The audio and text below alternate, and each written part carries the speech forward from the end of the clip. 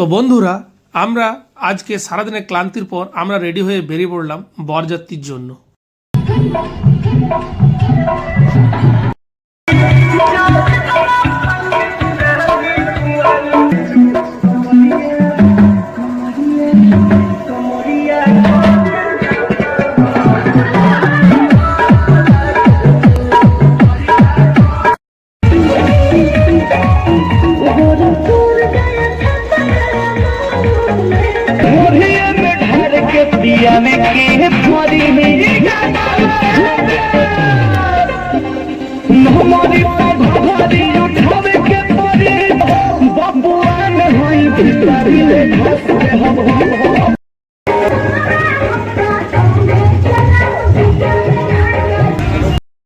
আমাদের rest room থেকে marriage হলের রাস্তা খুব বেশি একটা দূরত্ব ছিল না, তাই আমরা খুব শীঘ্রই কিন্তু পৌঁছে গেলাম।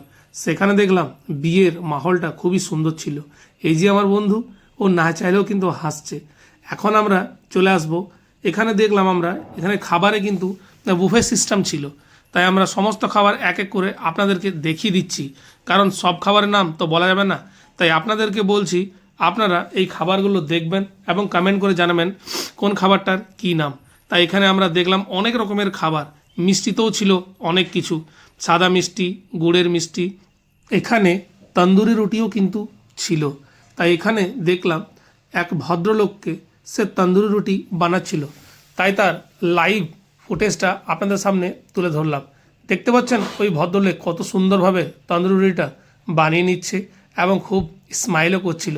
আমরা খাবার দেখলাম বরের গাড়িতে কিছু একটা নিয়ম করে নিচ্ছিল, তখন আবার সঙ্গে সঙ্গে দেখলাম ছোট্ট ছোট্ট সুন্দর গোলাপ জামুন, তা আমরা সেটারও কিন্তু এনজয় করলাম।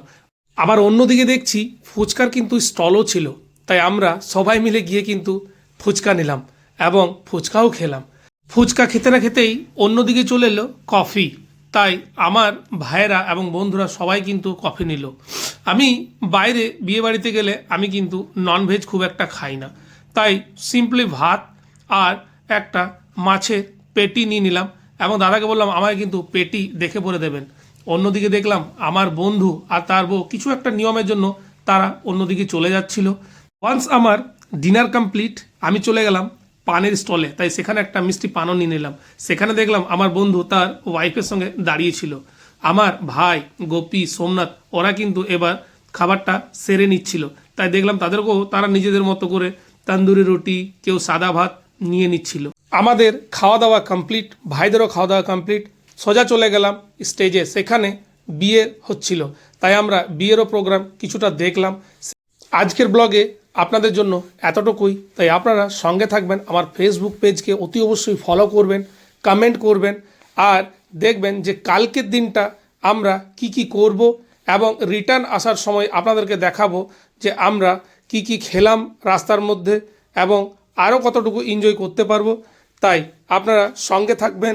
Thank you very much all of you, thank you.